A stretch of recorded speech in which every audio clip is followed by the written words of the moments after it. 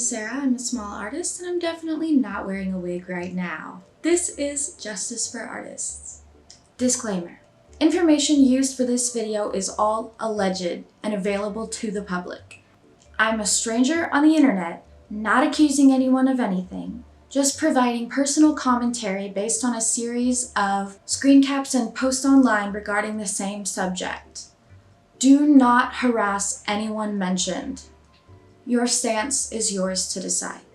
This is what the structure of the video is going to look like. We'll begin with the introduction, then go on to talk about theft, credit, little sprinkle manipulation in there, oops, when legality comes into play, messages about Ken from Vivian to others, accusations, does this mean I can't watch the show?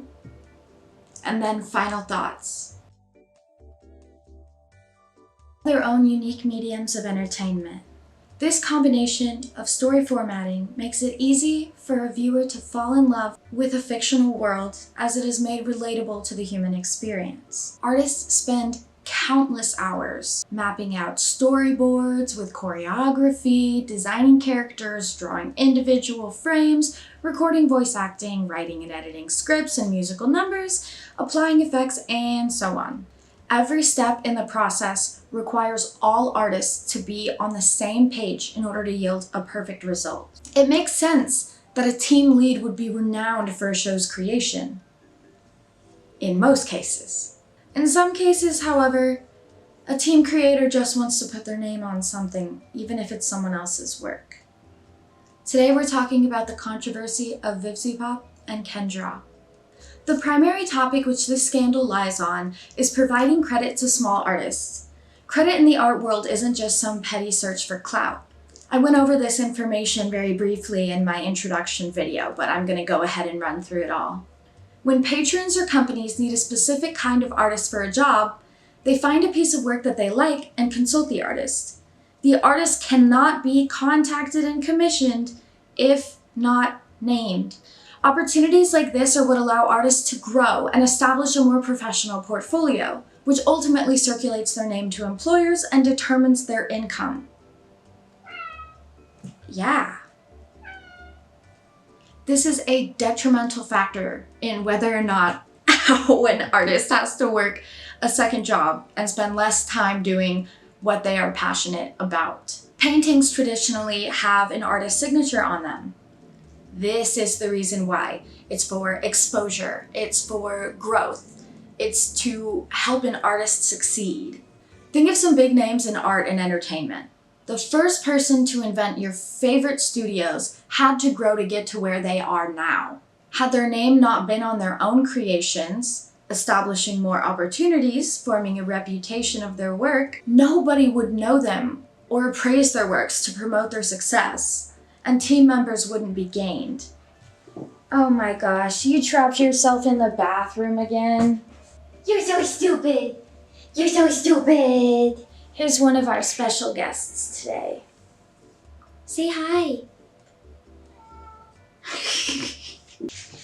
Okay, think of some big names in art and entertainment. An artist succeeds through deep talent, creativity, and a strong portfolio in combination with an understanding of how to apply commercialism to their work. That's a beautiful thing.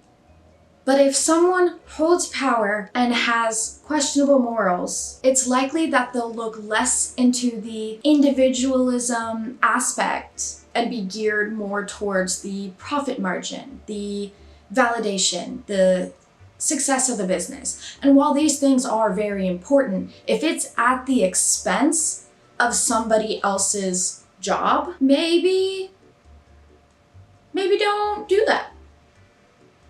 Taking credit away from an artist is using dishonesty to fuel easy income for the exploiter, selfishly benefiting only themselves. This takes important opportunities away from small artists in a similar way to the progression of generative AI.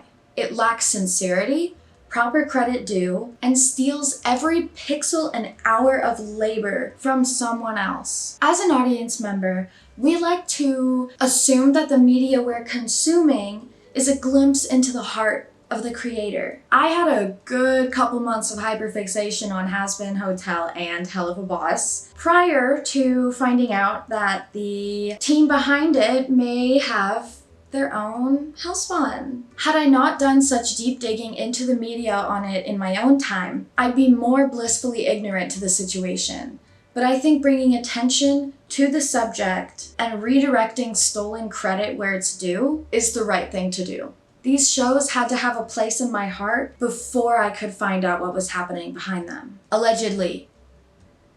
I understand that in order to do the research required to make this video, I had to support both sides via digging through media for substance. Now we'll jump into the first segment, art commission versus theft. This is a commissioned character design that Ken is okay with Vivian using despite absence of credit. These are not. The first example I think of when I think about the exploitation is Vivian tracing a character that Ken drew for her, but did not give her permission to trace. It was supposed to be a basis prototype. It's supposed to be the first step, the first model, a draft. It's not supposed to be traced and copied and put right into the show like that. You can see here, VIVZIEPOP is complimenting Ken on their job on the character design. This is also the point where Vivian promises credit. Vivian says, "Your drawing of Cherry is so good." Emphasis on the word your drawing of Cherry is so good. Can I work off of her pose for my final reference of her? She asked permission to work off of the pose. She did not ask permission to trace. She said, "I like the pose, and then I'll credit you if I post it anywhere. I just love that pose." This is the main instance of art theft that I was able to find. This next part is about a stolen concept. Ken told Vivian in confidence about their OC, original character, and they call this character the Fool. One of the main components of this character is a third eye on the hat. The third eye shows the emotion of the character. Sounds a little familiar because of Sir Pinches, but which came first? The Fool. So after Ken spills their ideas and their concepts to Vivian, Vivian decides, "That's a great idea. I'm gonna base one of the characters off of that," which is awesome. But again, absence of credit. Ken says, "It's a major design element that I'm super protective and proud of." Ken also provides an alternative, maybe even being an AI that he created, like the character in itself that is connected to him, maybe knows a deeper side of him, like best friend hat. This is Ken trying to come up with some sort of compromise that's not just directly stealing the idea that they presented to Vivian. Ken accepts the stolen design usage and offers up that slightly altered option of the concept, rather than directly copying both the visuals and the ideas. Vivian gave an insincere apology and went forward, despite Ken's expression of discomfort. We got some passive-aggressive phrases here from Vivian, starting with the first few words of her next message, "If it really bothers you." I appreciate your characters and ideas have great significance and meaning, but I think the only reason I'm a tad upset in the stressed sense is just having an accusation. Ken handles the situation very calmly, and as we get further in this video, you're gonna notice the shift in power dynamic, where as Vivz becomes a little more successful, she puts herself up higher than Ken, and that's where things start really going wrong. The stolen premise / writing part, this is just crazy. Ken said that they wrote some of the pilot. Okay, so actually what happened was Ken wrote the pilot. And I'm gonna go through and I'm gonna break down these lines. So this is a chat thread between Ken and Vivian, where Ken is proposing ideas. And I've drawn connections to frames in the pilot to what Ken said should happen in the pilot. Spoiler alert, It's the fucking same. Vivian mentions several times throughout messages that we're gonna look at that she is a bad writer. She admits it. She fully owns the fact that she is not good at writing, and she brings it up.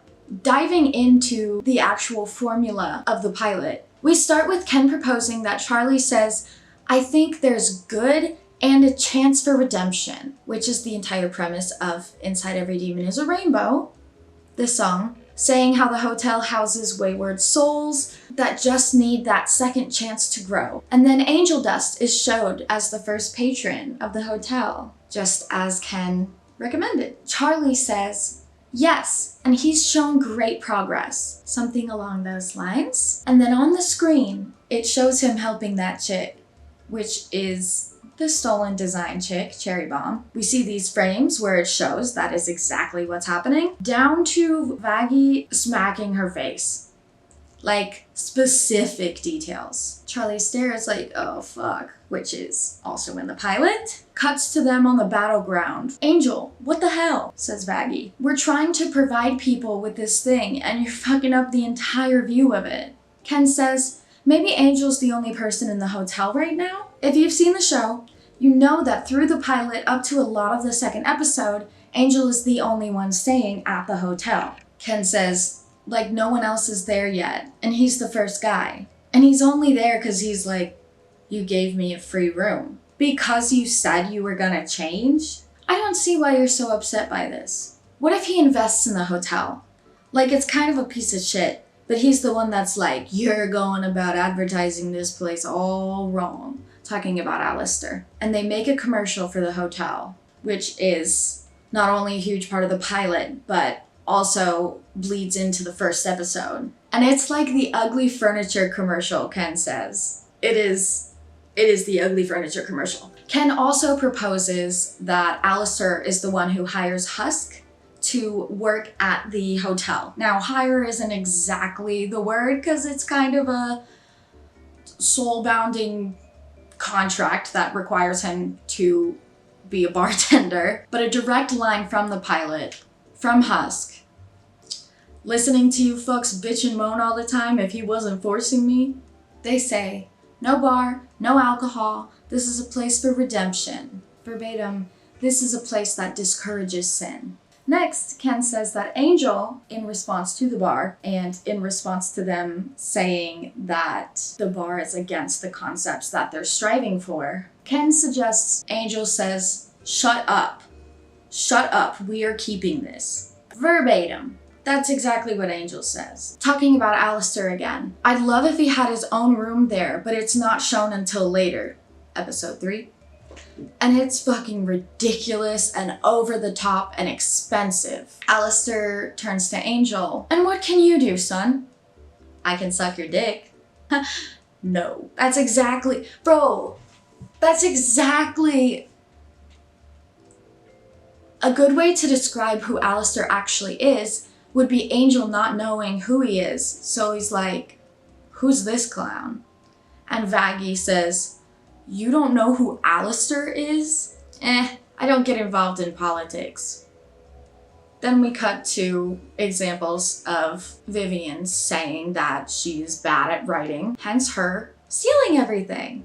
Next, Ken suggests Alistair says, dear, if I wanted to hurt anyone here, darkens and gets creepy, I would have done so already. Word for word, the visual effects are there. It is the same. No, I don't come bearing gifts of torture. Ken suggests a scene where Charlie and Alistair are talking, and then Vaggie and Angel sit back and watch. Vaggie has her arms crossed and is snaring. Angel stares bored and points with one of his many arms while Aset props up his chin. So who smiles anyway? Alistair? Only the biggest name around here? If you seriously don't know? I don't get involved in politics. Vaggie provides a brief description of who or what Alistair is and what he does. The fact that he's here, I don't like it. Vaggie glares at Angel. Angel says, well, you don't really like anything. So that's not exactly a change of pace now, is it? This is replaced in the video with something along the lines of, you don't like any men. Vaggie glares at Angel. He smiles widely. Once again, here we have VIVZIEPOP talking about how hard writing is.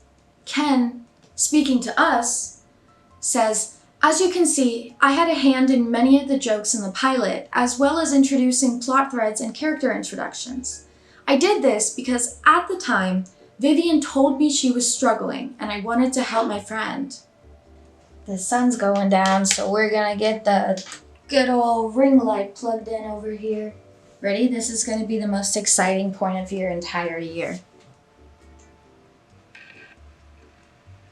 Credit. Lies, broken promises, deceit, and why credit is so important. Now that's a piece that I've already touched on.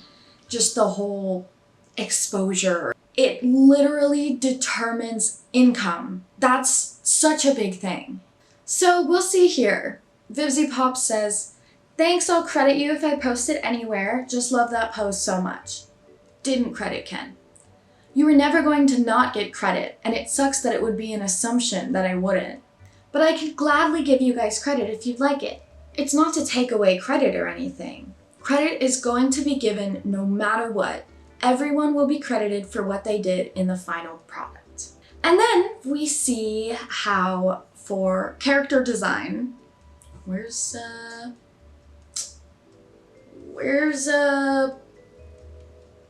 Now here we're looking at the wiki where it has the full cast of the Has-Been pilot. Now we're looking at Vivian's other side of things. These are also messages to Ken. Doesn't always need explicit credit at all times. Not with a direct credit on a post, but this is just what being part of a bigger project means. I kind of understand that one, but the thing is, don't promise credit ahead of time and then say something like that, because you're going back on your words. Sure, sometimes big projects have a collaborative name that includes everyone involved. The problem here is that Ken is not being included, despite putting in so much work. I'm trying as hard as I can to make sure everyone feels they got the credit they deserve, but... And then claiming later that Ken is bullying her into writing credit. Hey.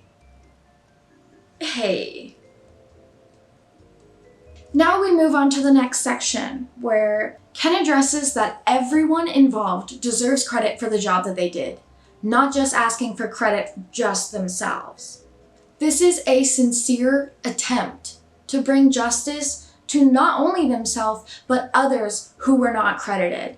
Ray is another name that I have seen. I haven't gotten to dig super deep into that. I haven't found a whole lot of information there. But hopefully, eventually I'll be able to conduct an interview with Ray, because I really want to try to get as many angles on this as I can. And it's a bit optimistic to think I'm going to be able to interview VIVZIEPOP. So, small artists!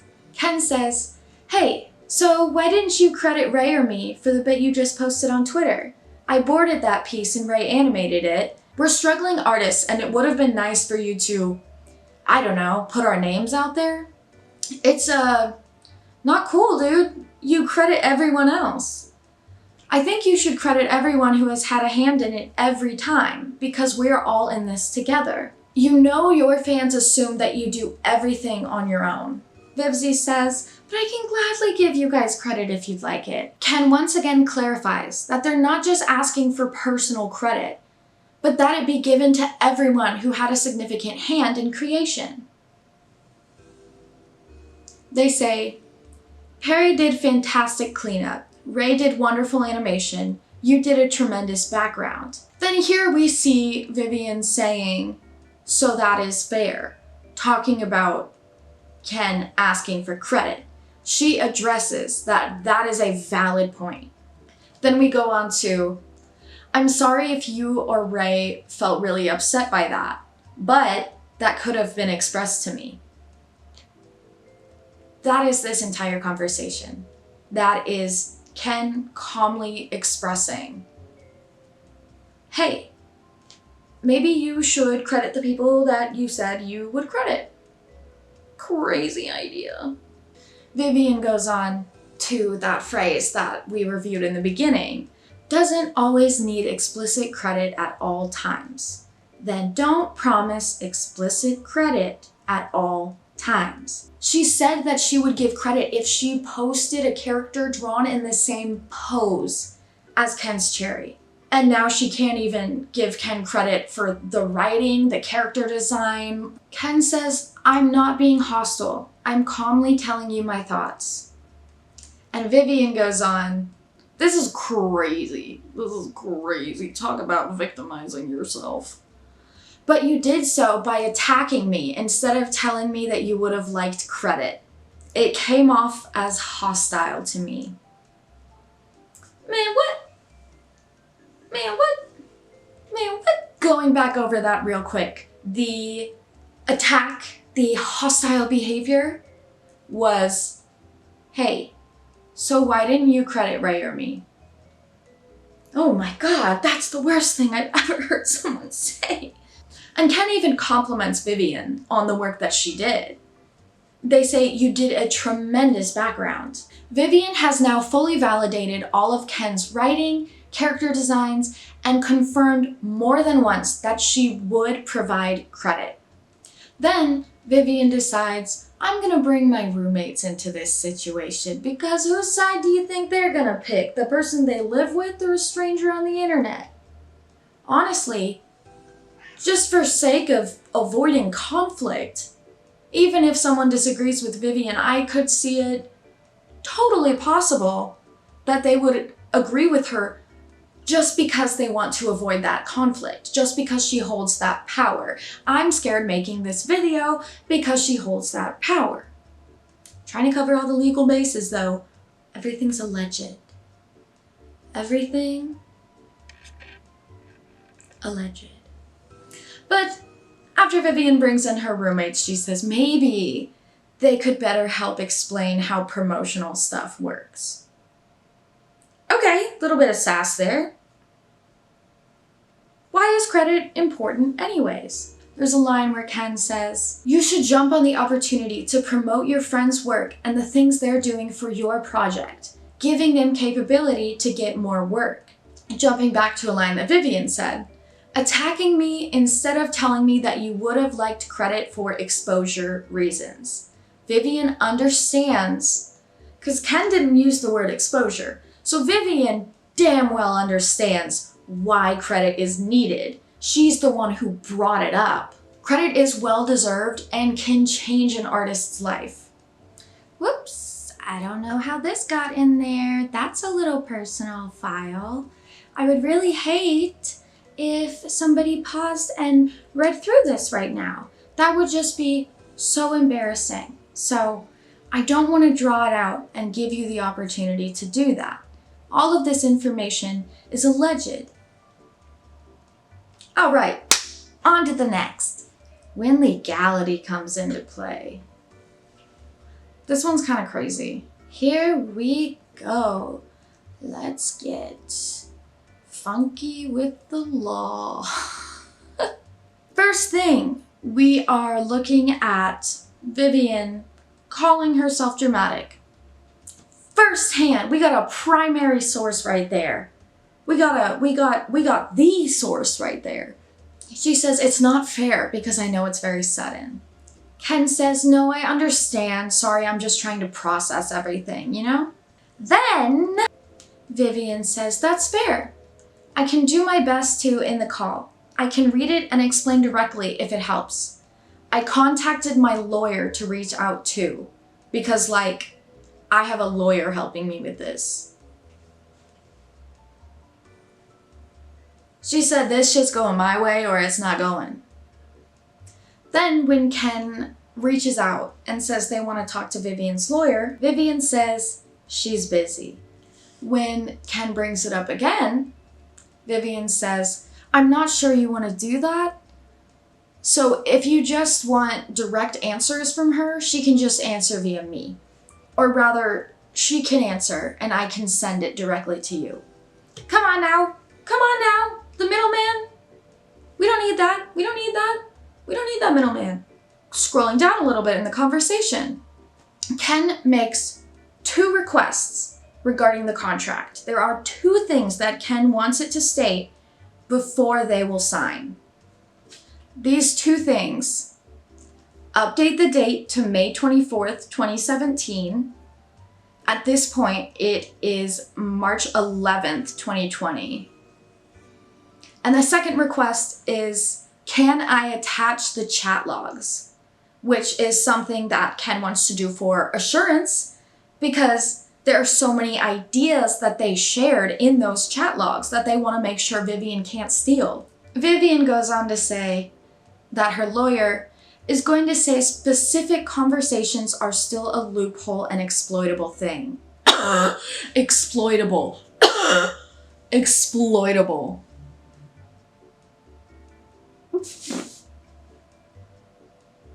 Exploitable.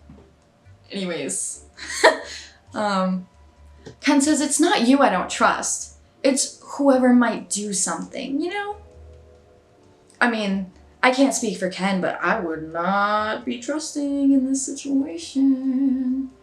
And then Vivian goes on, they wouldn't even know about anything we did privately, though. Paranoia? Paranoia for stealing ideas. Here's another little tidbit from Ken. To us. She would not only trace art that I had drawn for her, but would also steal and repurpose things I told her about my own concepts and characters. Then feign ignorance and tell folks I was being ridiculous for being rightfully upset at her for taking something I told her in confidence. Ken mentioned something about easing Vivian's mind. Vivian goes on, I can't. I'm just too emotional right now. I'm hurt you don't trust me to this extent. Why would you need to get a lawyer involved if you're completely trustworthy? Why would you have to turn it into a legal issue if you're completely trustworthy? If you're completely trustworthy, what you're gonna be doing is giving the credit that you said you would be giving, which has already not happened. I promise you I want absolutely no ownership of the Has-Been IP, and I am not fucking around. This is another conversation that happens 4 days later. Ken says, are we cool, by the way? I've seen some posts and I worry that you might be displeased by my absence. Which is already degrading. Publicizing their personal business behind Ken's back is a definite indication of an imbalanced power dynamic, like I mentioned earlier. There's supposed to be a certain dynamic there between employee and employer, but the conversation has gotten more petty and personal than what's appropriate for a boss, blurring the lines between friendship and work. Except this isn't like actually a good friend or anything. Ken says, are you going to be okay? Vivian says, oh yeah, I'm sure I'll be fine. Ken, well, just tell me if you need anything. Thank you for being understanding and being patient with me as I try to wrap my head around all of this. Now we're gonna look at some messages in a later segment, but right here, Vivian is behind Ken's back, just firing away, just talking mad shit. Ken explains the situation several other times and takes 16 days total to negotiate adjustments, get a legal representative, and then sign. They are not refusing to sign. This is a claim that Vivian has made a lot, that Ken refused to sign and wants to hold Has-Been hostage. Both of those were just disproven. Ken, I also really hope you don't hate me for being cautious. I guess I just fear that this has caused you to dislike me, and I'm sorry if that's the case. I know this is probably frustrating.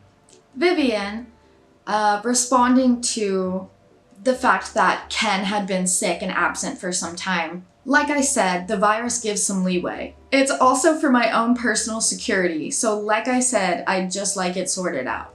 She does not at all acknowledge the part where Ken was like, I fear you may dislike me.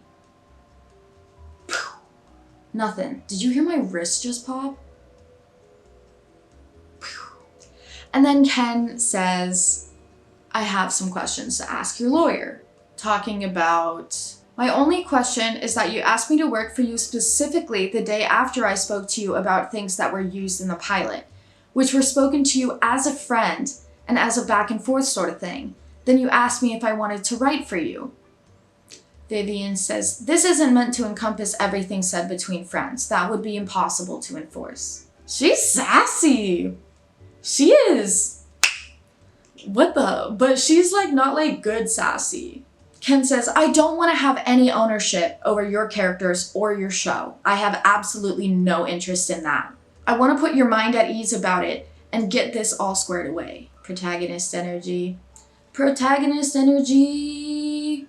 Then Ken says, I really hope you don't, I don't know, hate me for being cautious.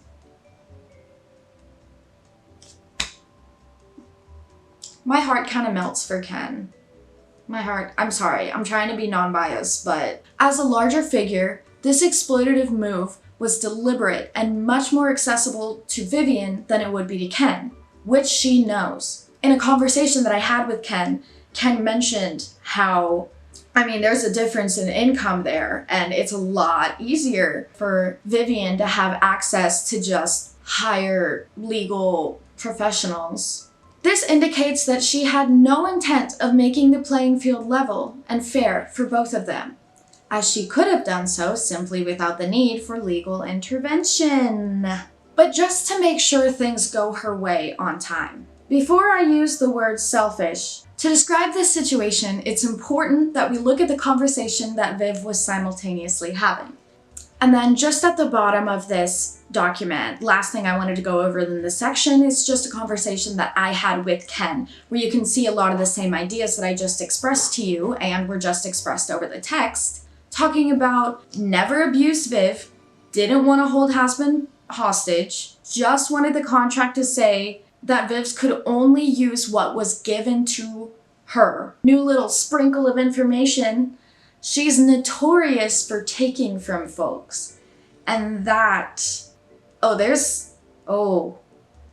rabbit hole. I have enough stuff to make a part 2 on all of this. I had the fortune of being able to interview Ken for this video. Hi, are you the Ken who was uncredited in Viv's creations? Yep, that's me. Could you provide me with details regarding the absence of credit? I can provide you with any screen caps as well as a recording of me scrolling through mine and Viv's logs to show authenticity. If you have any specific questions, I'd be more than happy to reply to the best of my abilities. Here Ken sends me a bunch of files which we are going to review in the rest of the video. There's also my doc, more content that we'll be reviewing soon. Is there an NDA involved? No NDA for me anymore.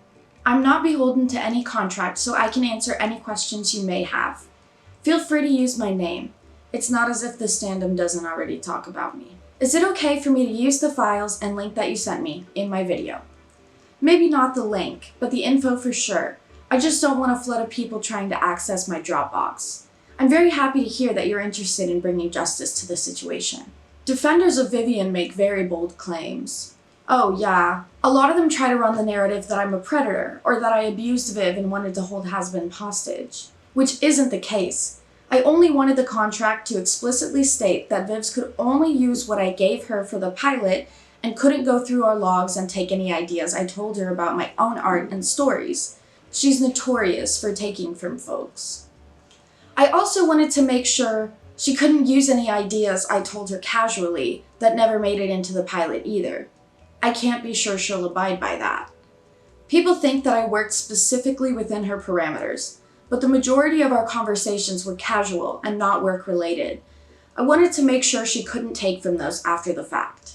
As a convention-attending small artist with a former hyperfixation on the show, I'm torn. I like being able to find people who enjoy similar media to me, but don't want to support the exploitation of other small artists.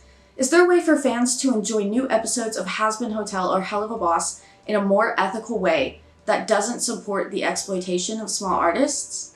Neither Ken nor myself promote pirating. We are only acknowledging that there are people out there who do this. Ethical is definitely not the word I would use, but I know plenty of people watch the episodes through piloting and pirating sites, if you don't want to support Viv. I also think supporting fan merch and fan creations above those of the creator of the company is another way to both share in a similar interest and support one another. So Cherry is the better known example.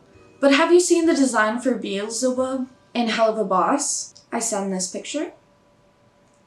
I feel like no one's pointed that out yet. That's one of Viv's characters. I can't take credit for the final design though. She didn't trace it. In a small portion of the chat logs between Vivian and others, she mentions a victim and poses predatory accusations. Can you tell me a little more about the situation she's referring to? What would lead her to mention these as a point of argument? Sure thing. So back in 2015, an ex-friend of mine made a call out about me, accusing me of being a predator because I announced a project I was working on and they were attempting to get me to unalive myself. They knew I suffered with suicidal ideation, so it was banking on me to act on that. Instead, I was able to write a rebuttal showcasing our chat logs and material proving my innocence. Vivz reblogged this rebuttal at the time on her side of Tumblr. And we even had multiple conversations of her talking to some of her lawyer friends and seeing if I could get legal counsel. I didn't because I'm poor and I don't know how to go about handling that stuff, so I just let my rebuttal speak for itself. They said I had a liable case, should I ever pursue it, because it was clear to them and anyone on the side of the law that I was innocent and that the person who made the call out was attempting to ruin my reputation. Fast forward to when Vivz was pissed at me and she turned it around and spoke about how I was a predator that groomed her into liking my art and that she should have never vouched for me because, like that former friend, she was attempting to ruin my reputation with people. We'll see the reputation ruination later on in the video. We'll dive a lot deeper into that. Is it okay if I mention that you were at a vulnerable point due to struggling with your mental health? Yes, it's fine. I made no secret speaking about how I've struggled with depression. This concludes my interview with Ken. Now we are on to messages that Vivian sent to others regarding Ken. I've color-coded this document. Now, there is a lot of peer pressure and hypocrisy throughout, so I'll be pointing those out. Those aren't exactly color-coded. I'm gonna, and you'll know, okay? So in red, we have blackmail, slander, and defamation. In blue, we have personal identity disrespect, transphobia, and gender/sexuality oppression. In green, we have lying, accusing, and threats. And then a little sprinkle of purple in there for playing the victim, except that's pretty much all of every message. And then a little yellow, a little gold in there when it's a quote that I've addressed somewhere else in the video. So just right off the bat saying it might be safer to unfollow her. This, are you 13? Not only is it might be safer to unfollow, also misgendering someone. Like how low do you have to stoop for this? I know, right? Then I'm planning to reach out to most of our mutuals when it's done. Just to bring her drama into everybody else's life. She's upset with one person, so now everybody has to be upset with that one person in order for her to feel like she's in the right. And of course, if it's someone who holds the power, she has more of an ability to do that. Then on to her calling Ken an abuser, then saying, they had a call out and I stood by them, but their recent actions have totally awakened me to what I've endured. I just saw you were following them and wanted to warn you, just in case they've tried or done anything to you. We're going to talk about this a little bit later, but there is a situation where Ken was accused of being a predator, and we're going to do a whole dive into that, so that's coming up. They're refusing to sign the has-been chain of title. Not refusing. Went over that. Which basically means the show's future is in their control. Again, Ken expressed no interest. Can express no interest in ownership of the show and clarified that to Vivian. Vivian goes on to, I'm ready to take them to court. And then they are a monster. She called herself dramatic and she was not lying. Ooh, she was not lying. They've been a horrid influence and I can't believe I let them be on my project. They've been a horrid influence and I can't believe I let them be on my project. Followed by that whole bully me into writing credit. I can't even. They seem to think anything they suggested to me is something they're entitled to. Hey, give them credit. You said you would give them credit? Crazy idea. This entire situation would be solved if you gave them credit. Oh my God. I just solved.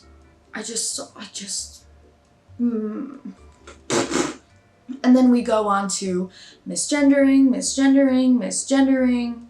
pinpoint the ideas that she came up with, even though they're like arbitrary and nothing of substance. Then I wonder why you used all of them.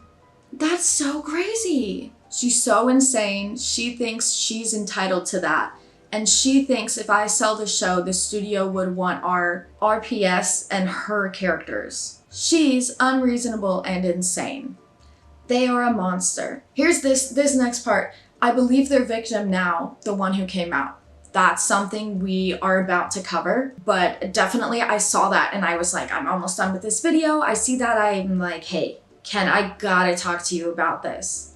So I had a conversation with Ken again about this, and we'll dive into that after this segment. I thought, well, I know she isn't healthy. I'll keep at arm's length. But now she has my project hostage, and I'm like, wow, I was foolish. Hey girl, you are foolish. That's the root of the problem. It's not you trusting Ken. It's that you're an idiot. I mean, it's that you need to think things through better. Allegedly. Referring to somebody else, Vivian says she's scaring me with how much she's seeming to side with Ken. Am I scary? Am I scary? Ooh. Well, actually, I guess wearing devil horns doesn't make me the most approachable person. It's okay, it's for the video. Ken has convinced her to confront me over arbitrary character similarities too, which is something Ken would do constantly. Once. Like, if you had let her in, I guarantee you she'd accuse you of something. It's what she does. Slander. Misgendering. Why are we so caught up on misgendering? Why is that? What? Is that some kind of burn? Is that some kind of... Does that scratch your itch for you? What? Why are we so caught up on misgendering?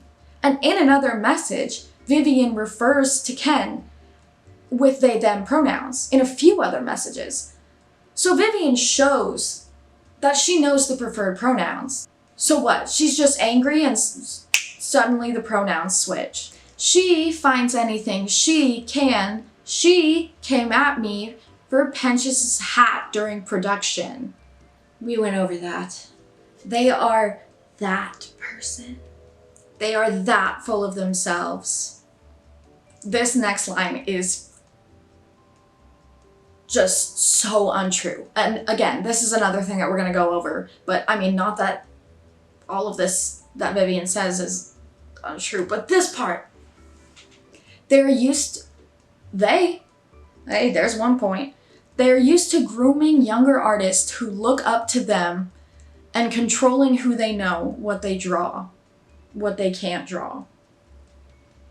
They pose as ace, but they are very sexualizing.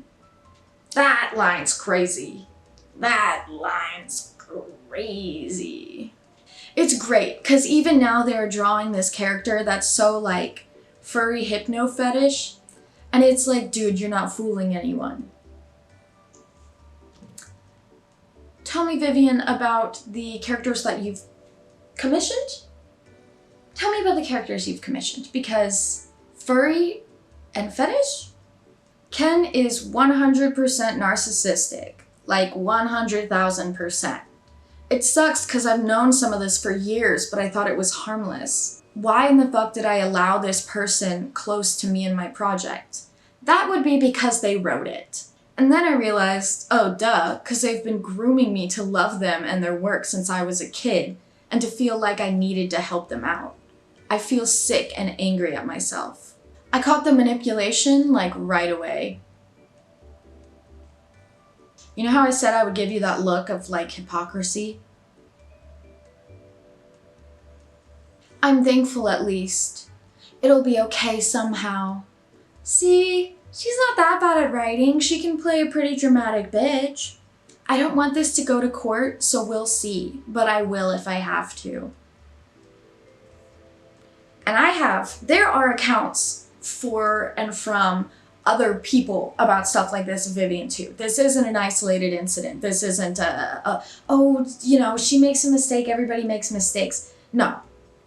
This isn't, there is so much. My presentation covers exclusively Ken's side of the story because that's the information that I have. There are a lot of screenshots to back up Ken's case, and we're just gonna look at some of them because when I say a lot, I mean a lot. So just jumping back to the interview question answered earlier, some highlights. The difficulty struggling with depression, the way Ken felt like they were exploited because of that, or in unison with that. Ken writes a rebuttal, showcasing chat logs and material proving innocence. Vivian reposts this. We even had multiple conversations of her talking to some of her lawyer friends and seeing if I could get legal counsel. They said I have a libel case. Should I ever pursue it? Because it was clear to them and anyone on the side of the law that I was innocent and that the person who made the call out was attempting to ruin my reputation.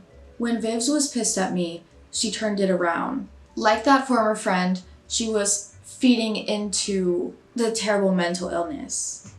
So all of these are screenshots from a Tumblr post that Ken made.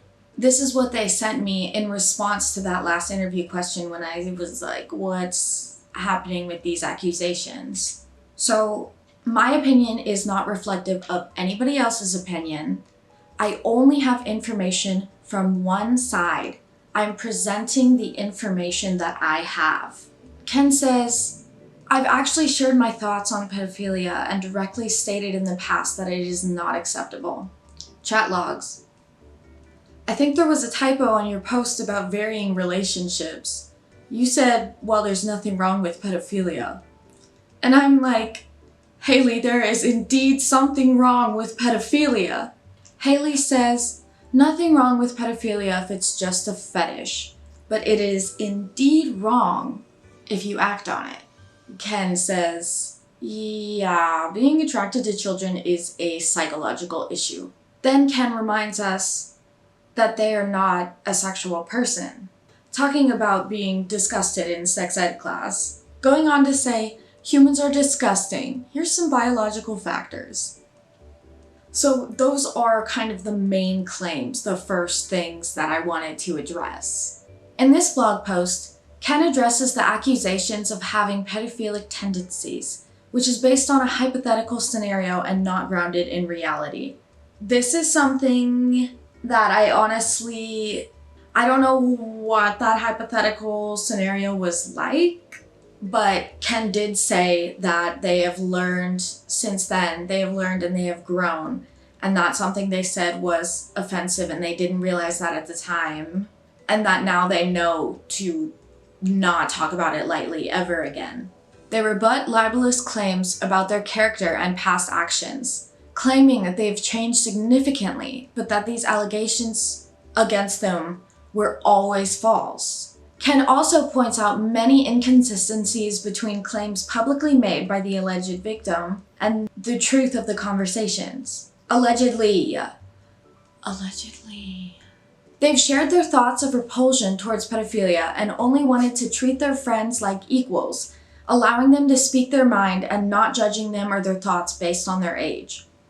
The age gap is only a few years, the same as Ken's age gap with their sibling, so they initially weren't put off by communicating with someone that age. Ken takes full responsibility for anything they may have said or done, including engaging in the conversation, but cannot take responsibility for what was said to them. They also discussed their own gender identity and shared the experience with their ex-friend, who also claimed this identity and have communion with entities through weather patterns and psychic messages. I'm sorry, that was really rude. I'm sorry. That was really rude. They acknowledge that they have made mistakes in the past, although none of pedophilia were made, have learned from such, and will not make the same decisions again. They also clarify that they are not a sexual person a few times. Throughout the entire span of this, this adds up. It's been talked about before, Ken talking about being asexual, or Vivian mentioning that Ken identifies as asexual. They acknowledge that they have made mistakes in the past, although none of pedophilia were made, have learned from such, and will not make the same decisions again. They also clarify that they're not a sexual person, and exclusively have romantic ideas pertaining to their partner. Ken acknowledges and proves that the allegations against them are a false, far-fetched narrative. They hope this rebuttal will provide closure and clarity to those who may have been hurt, such as their friends who have been directly harassed simply for associating with Ken. Vivian, who reposted this, uses this incident as leverage when she is trying to make points in an argument. And that's a wild jab. That's a crazy jab. Does this mean I can't watch the show? This is another topic that I touched on briefly with Ken in my interview, asking about, is there a more ethical way to still be able to keep up with episodes of the shows, but not support the exploitation of artists? And we went over that answer earlier, where basically it was support fan-made merch. And there was a very similar sentiment expressed in Curtis Connor's video, Deep Dive into Potterheads, in his interview regarding J.K. Rowling. But there is a right way to do it. I make it very vocal that I don't support her views, but it's not only that I don't support her views, I also don't support her money-wise. I guess it's so easy to find people who make their own custom Harry Potter merch too, and it's probably better than the official shit anyway. So exactly. And they did a great job of compiling so many great covers into that one playlist. So that's something I recommend checking out. And lastly, final thoughts. What the